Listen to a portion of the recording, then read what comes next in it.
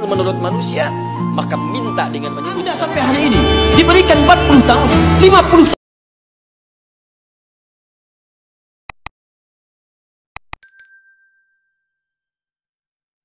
Catat kalimat ini ya, bikin status juga boleh.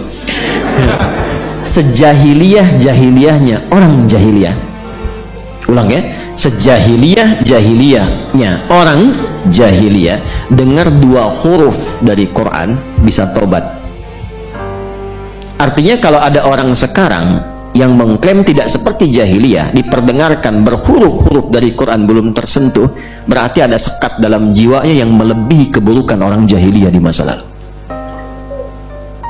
Orang jahiliyah itu kan dikenal buruk, tapi dengar Quran bisa tersentuh jiwanya dan bisa membawa mereka sadar dan tobat. Ada apa dengan orang sekarang yang bahkan hatinya tidak sekeras batu, tapi keadaannya lebih keras dibandingkan dengan batu?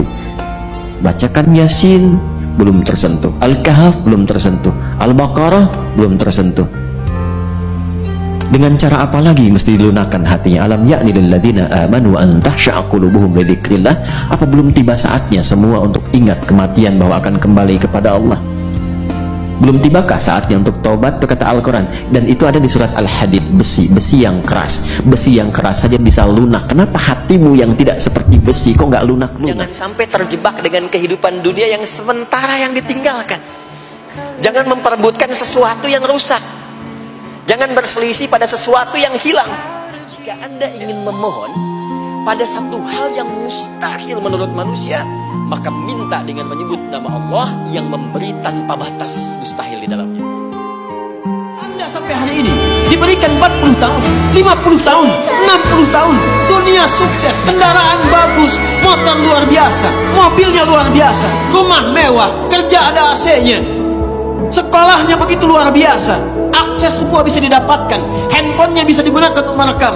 Dengan usia dan fasilitas yang luar biasa, sampai detik ini masih belum punya waktu untuk sekedar membaca Al-Quran.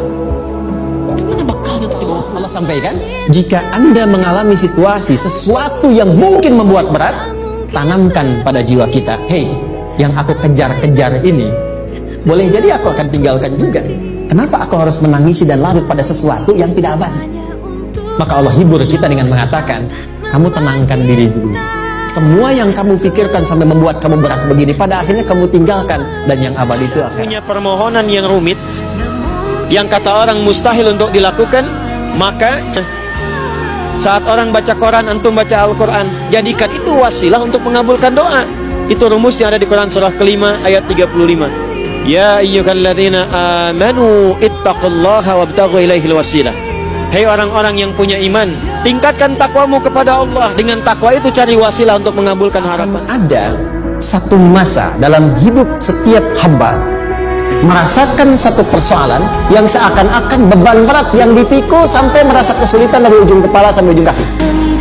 Siapapun itu, kalau ada yang sedang merasakan itu, yakinlah kata Allah, pada saat itu sesungguhnya Allah sedang mengangkat derajatnya dan meningkatkan kualitas hidupnya untuk mencapai sesuatu yang istimewa yang belum pernah diraih. Kalau sedang gelisah, bacakan cepat, tapi harus yakin. Karena kalimat Qur'annya mesti yakin.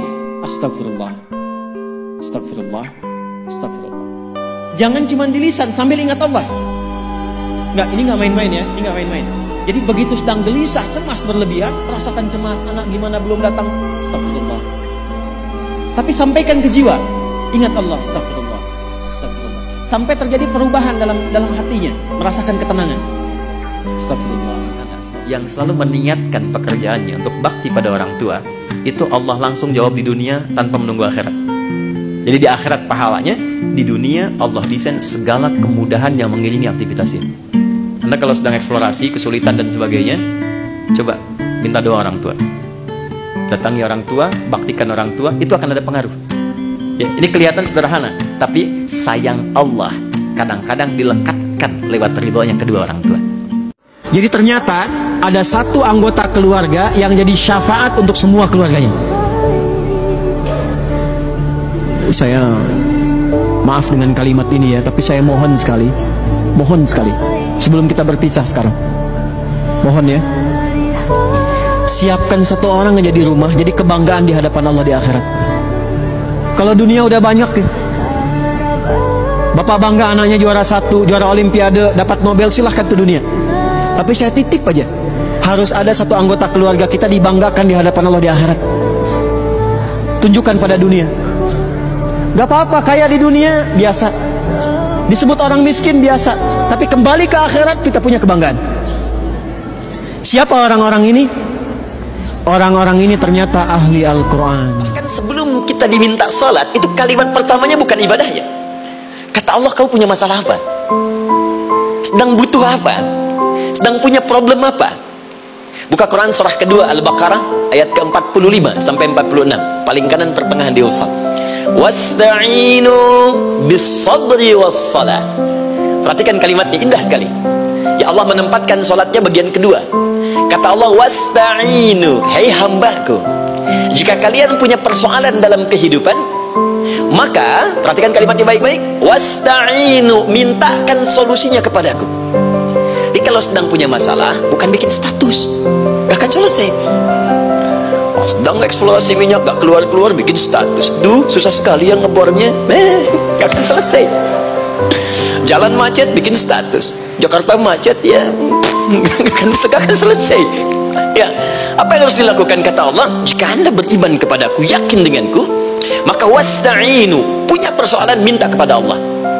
Caranya bagaimana? Satu, bis-sabri, terima dulu masalah itu, jangan dikeluhkan. Kaidah lain muncul, karena mustahil saya akan titipkan persoalan kalau tidak anda mampu mengatasinya. Kaidah Quran surah kedua ayat 286, kita hafal ayatnya. La yukallifullahu nafsan illa usaha. Perhatikan kaidahnya. Allah tidak mungkin menguji seorang hamba di luar batas kemampuannya. Jadi kalau kita sedang punya ujian di rumah kah, pekerjaan kah, kehidupan sosial kah, sebesar apapun ujian itu, kata Allah, memang karena anda yang sanggup. Kalau nggak sanggup akan diuji. Di ujian itu berbanding lurus dengan kemampuan. Mustahil seorang hamba diuji di luar batas kemampuannya.